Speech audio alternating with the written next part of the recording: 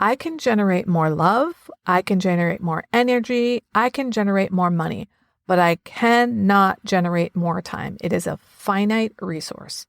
All of us get 24 hours a day, so I'm very wise about my time.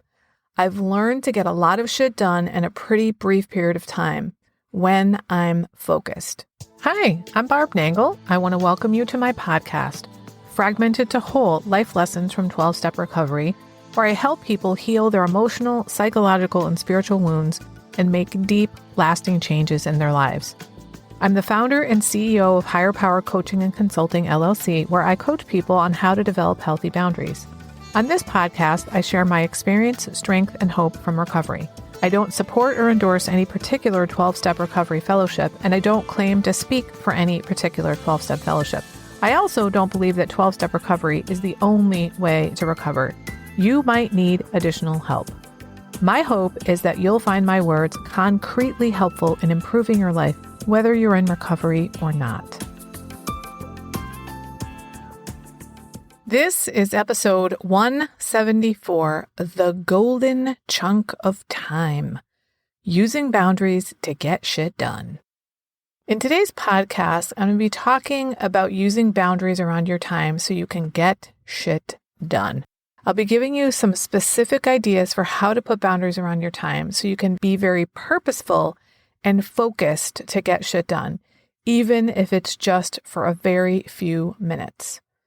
When I coach my clients, one of the metaphors I use with them is the idea that you can think about your precious resources of love, money, energy, and time as your property.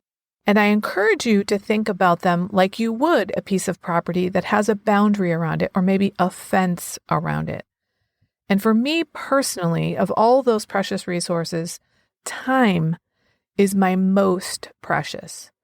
But before I get into the topic at hand today, I want to say a couple of things about boundaries that I've noticed recently. And it's not that I haven't noticed them before, but they've really been at the forefront of my mind, and I feel the need to share them right now. There is something that happens when you develop healthy boundaries whereby it's almost like an energetic force field develops around you that both repels other people's negative shit and holds on to your good shit within that force field. So things that used to really disturb me in the past just sort of roll off my back in a way that don't bother me at all. Like they roll off the outside of my force field. And I get to hold on to my good energy even when lots of drama is going on around me, as if it stays within my force field. So let's say someone around me that I really care about is having a horrible day. In the past, I didn't know I was doing this, but I'd automatically bring my energy level down to their level. I felt like it wasn't okay for me to continue having my fabulous day if they weren't having one. And that's no longer the case. So that is, I get to continue still having a fabulous day, even if my loved ones are struggling. And their negative energy doesn't seep into my territory where I can feel their feelings like I used to. So two things have happened recently that really stand out to me that illustrate this. One of them was last night. My sweetheart was here and he has a chronic illness and he had really bad symptoms where he was in a lot of pain. And I said to him, is there anything I can do? And he said no. And then that was it. I went on to doing my thing and I wasn't completely consumed with the fact that he was in pain. Now, of course, I checked in with him every once in a while. I kissed him, I caressed him, that sort of thing. But I wasn't completely consumed with the fact that he was in pain. That would not have been the case for me prior to having healthy boundaries. It's very clear to me now, it's not happening to me. And he and I have talked about this in the past. And one of the things he said to me at one time was, I'm glad that it's not affecting you when I'm in pain and that you're not feeling my pain because I don't want to have to worry about you. I get to be in my pain and have my pain and not worry about whether it's affecting you or not. So I want to share with you, dear listeners, so that you understand that you having healthy boundaries helps the people around you in ways you might not even imagine. And then the other situation recently was when I was with a friend where she parked her car on the side of the road and we hung around for a couple hours having lunch and going shopping in this town near where she lives. And when we came back to the car, there was a dude standing near there, and it seemed kind of like maybe he'd been standing there the whole 2 hours we were gone. And he started yelling, "Do you realize you parked your car in the middle of the street and people had to stop if there was a car coming from the other way so they could get around?" I said, "No, we didn't realize it. I'm sorry." And he was like, "How could you not realize it?" And I said, "Yeah, we wouldn't have done that if we realized it." Now, while this was happening, my friend who was driving the car, who had driven the car, was still crossing the street. So she didn't hear all of it. She just saw the end of it. And the thing is that this didn't even faze me. It just sort of rolled off my back or off the outside of my force field. And I thought, clearly this guy's got issues, that an apology didn't even work for him. And by the way, we were not parked in the middle of the street. We were parked on the margin of the road, and originally there had been a whole line of cars that we were parked behind. When my friend got in the car, she was like, "Fuck that asshole." And I didn't even feel like that. I was just like, whatever. What a sad man that even when we apologize, he is still upset. Like he was probably stewing that entire time. And he's living this really sad life. And that situation just did not penetrate me in the way that things like that used to. I would have been really disturbed and felt like shit after that, probably for hours. And also I would have complained about it a lot. I maybe would have even gotten defensive with the guy and into an argument, but not now. That's his shit, not mine. I was having a wonderful afternoon with my friend. We had a delightful lunch, and I got this really cool gazing ball for my garden, and I was really happy about that.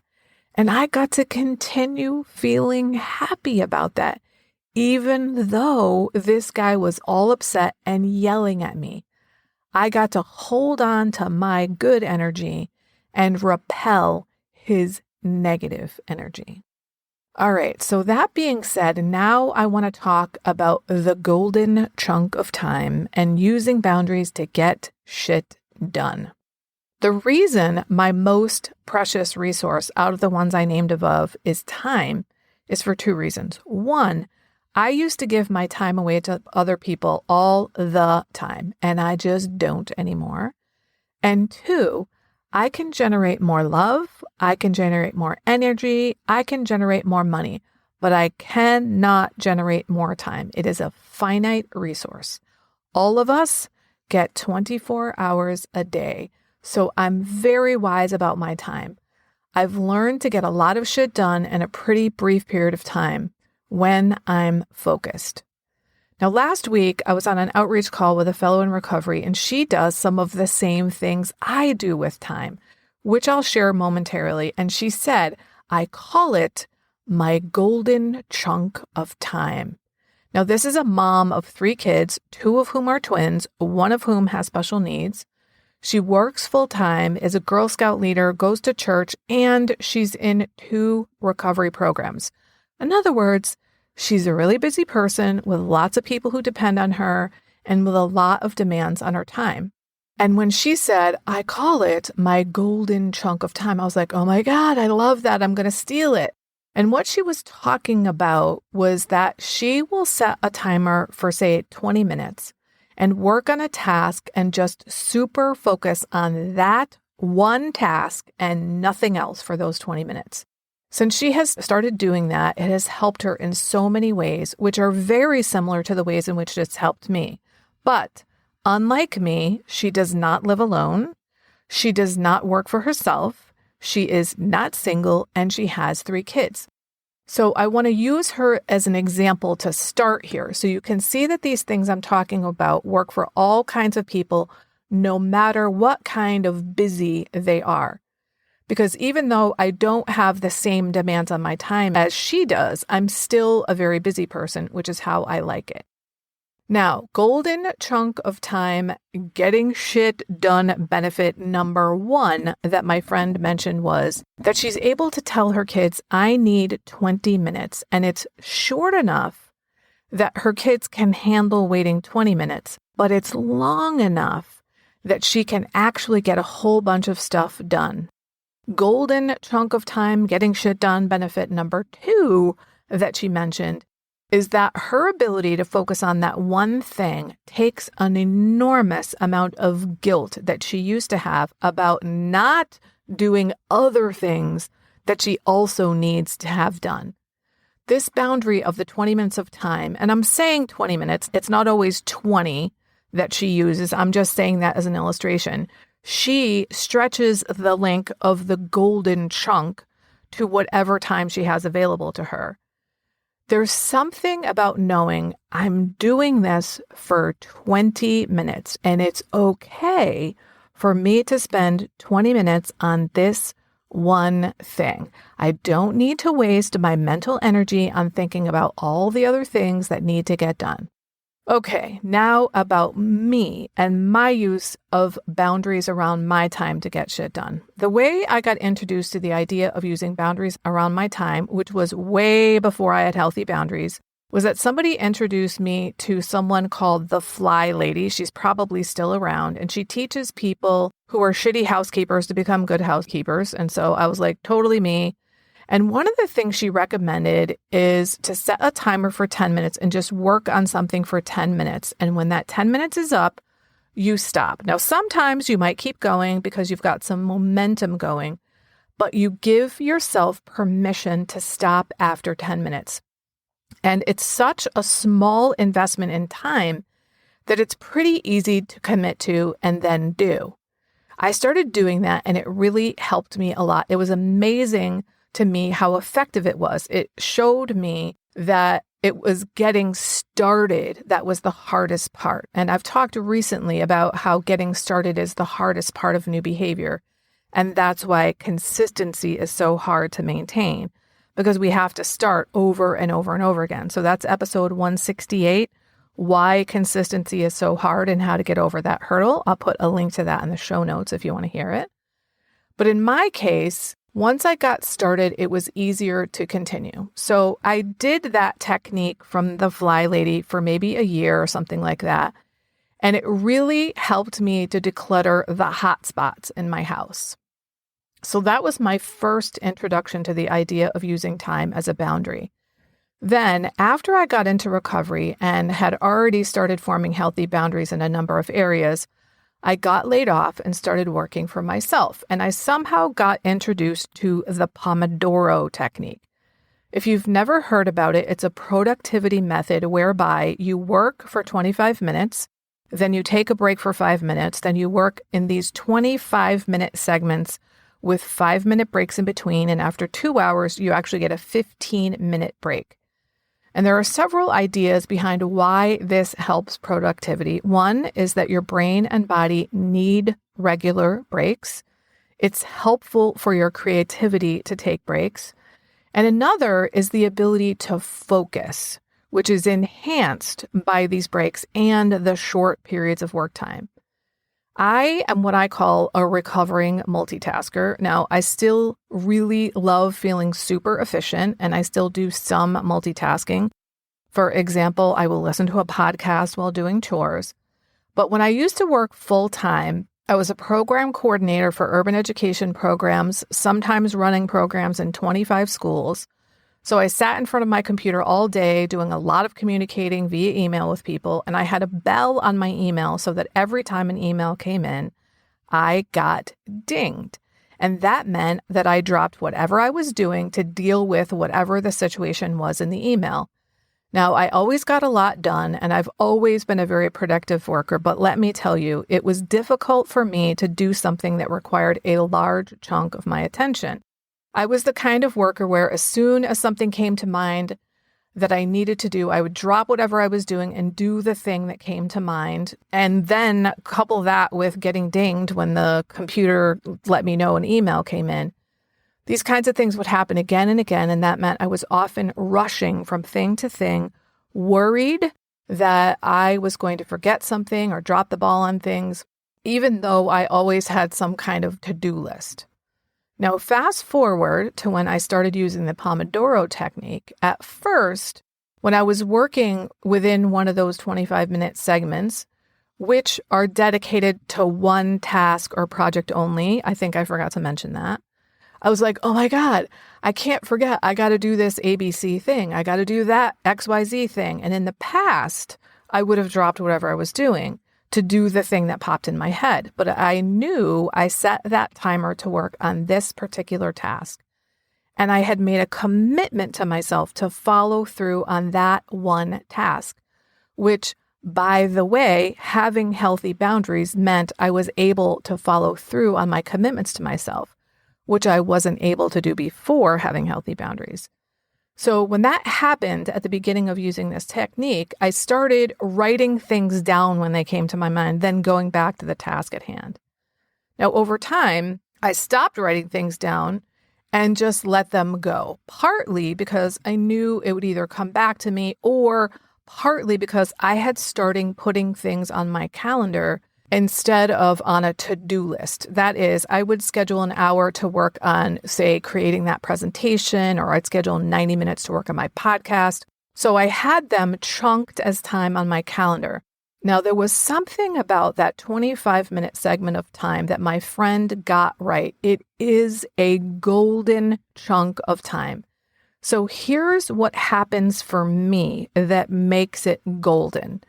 One, it allows me to get into a state of flow. If you know anything about the state of flow, it's where you achieve a level of concentration that is so deep that you don't even sense the passage of time. It's like you're in pure creation mode and nothing else seems to exist. The 25-minute Pomodoro time is enough to get you into flow. And let me tell you, the level of productivity that happens when you're in flow state is absolutely incredible. So even though I'd always been very productive, I'm way more productive now. Another thing about this boundary around my time that makes it golden is this guilt thing that my friend was talking about. I didn't realize it at the time, but looking back, I can see I used to feel guilty when I was working on something I enjoyed. Now, this still happens occasionally, but it happened all the time when I worked at Yale. I kind of felt like I was going to get in trouble if I got caught doing something I enjoyed, like I wasn't supposed to be doing it.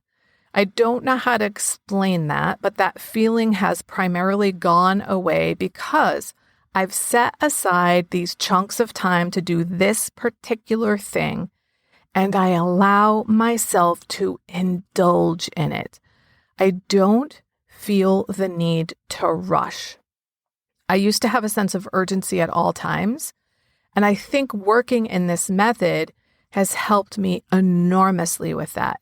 Anytime I start feeling like I'm rushing, I slow myself down and I tell myself, there's plenty of time. I've set aside this time to work on just this thing. Now, in the beginning of using this technique, I didn't want to take the 5-minute breaks, but I forced myself to do it. And now I always take my breaks. I do a couple of different things when I take my breaks. At minimum, I go up and down the stairs, so I'm moving my body. I think I mentioned in another episode recently, I heard that sitting is the new smoking. It is not good for your health to sit all day, so I get up and move. So sometimes I don't take the full 5 minutes, and if I have a lot going on, I might literally just run up and down the stairs and that's it. But usually I do take the full 5 minutes, and I do things like chores. And the reason that's important is that before I was in recovery, if I ever tried to work from home, I would get so distracted by all the things I, quote, should be doing around my home that I wouldn't get my work done. And now I fit those things around my home into those 5-minute breaks. And because I've been doing that for years now, I've seen how much shit I could get done in 5 minutes.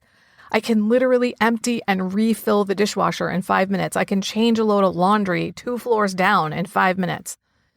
as I've noticed just how much I can do in a short period of time when I'm focused, if I have 1 minute to spare before a Zoom call, I know there's something I can do in 1 minute.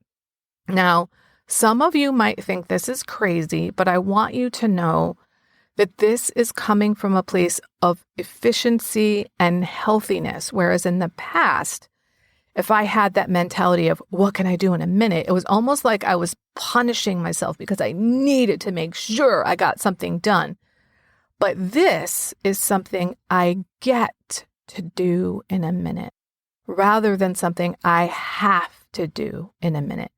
It's almost like this boundary of 1 minute or 5 minutes or 25 minutes gives me a sense of ease. It really is like a golden chunk of time, as my friend expressed. So this golden chunk of time has allowed me to stretch the amount of time inside my boundary so that whatever I'm doing fits into it. At least in my mind, it fits into it. I don't have this pressure that I used to get things done because I know there's plenty of time. The other way that time has become these golden chunks comes from when I block my time. Perhaps I'll say I'm going to work on my finances at 1 o'clock on Tuesdays. I'm going to work on my social media at 9 o'clock on Thursdays. Or Monday hour 1 is at 9 a.m. Mondays where I plan my week, that sort of thing. I have specific times in my calendar where I work on specific things. And I might not get them entirely done during that time, but I know I'm going to come back to it the next week and continue working on it. It allows me to move forward on multiple areas of my business simultaneously. One of the things we say in the world of entrepreneurship is that being an entrepreneur is like building a bridge while walking across it or building a plane while flying it. You need the business to be operating, but you're still building it as it goes along. And there could be a sense of urgency that comes along with that. One of the ways to tackle that is to chunk your time, like I've just mentioned. Chunking my time in conjunction with timing my tasks and taking breaks in between has turned all of these chunks of time into golden chunks of time. They somehow are so much more valuable because I put these boundaries around them. They're boundaries of time and they're boundaries of purpose around my tasks. So when I'm in it, I'm focused on the one thing that I'm doing. And even if I have a thought about doing something else, I bring myself back to the task at hand because I know I have that elsewhere on my calendar. I know I will come back to that because I've proven to myself over and over again, I can count on myself to follow through for myself because I have healthy boundaries in many areas of my life. I show up for myself now, and I didn't do that before. And boundaries have everything to do with that. The process of me learning how to set boundaries in my life was me teaching myself to show up for myself because my boundaries are for me. They're not for other people. And they're for me to live my life on purpose. And one of the most important ways that I live my life on purpose is by using these golden chunks of time. I was recently reminded by a friend that when I first started recovery, I didn't feel lovable. I almost can't believe that I used to feel that way and that I kind of forgot something so profound because I truly love myself now. And I want that for everybody. If you don't love yourself, there's literally nothing that can make up for that. I created something exclusively for my private clients since many of them don't love themselves. And I've now opened up my private vault to share it with up to 10 people individually. It's called the Self-Love Sprint. You'll grow to love yourself and truly feel worthy so you can stop saying yes when you really want to say no, stop neglecting yourself and putting everyone else first, stop saying all kinds of nasty shit to yourself. That is not what people who love themselves and feel deserving do. You'll stop being afraid that others will think that you're selfish for taking time to care for yourself. This is also for you if you don't really know who you are because you've always been such a fucking chameleon. Go to higherpowercc.com/love sprint. Remember, I'm only offering 10 of these, so don't wait. If you like this podcast, and I'm guessing you did or you wouldn't still be listening, then you're gonna love the other things I have to offer. If you'd love pre-release podcast scripts and episodes before anyone else gets them, or if you'd love access to content from my private vault that I developed exclusively for my private clients, which is like having a work session with me without me actually being there, go to patreon.com/higherpowercoaching. There are 3 tiers ranging from as low as $4 up to $24 a month. You'll also love my weekly newsletter, Friday Fragments, which has content very similar to the podcast. You can check it out at fridayfragments.news. That's fridayfragments.news. Please like and subscribe to my podcast on your favorite podcast outlet. I'd also love it if you'd leave a review, which you can do either in the show notes or on Apple Podcasts. It really helps other people find my podcast so they can get the benefits you've gotten from listening. If someone came to mind when you listened to this particular episode, please share it with them. And my favorite place to hang out on social media is Instagram. I'm at Higher Power Coaching. Please DM me there. I'd love to hear what you got from this episode. I run group and private coaching programs on building healthy boundaries. Whether you need help with boundaries in your personal, professional, or romantic life, I can help. Head on over to barbchat.net, where you can hop onto my calendar for a free 30-minute Better Boundaries consultation. My ideal client is someone who is ripe for change. If that's you, I would love to work with you.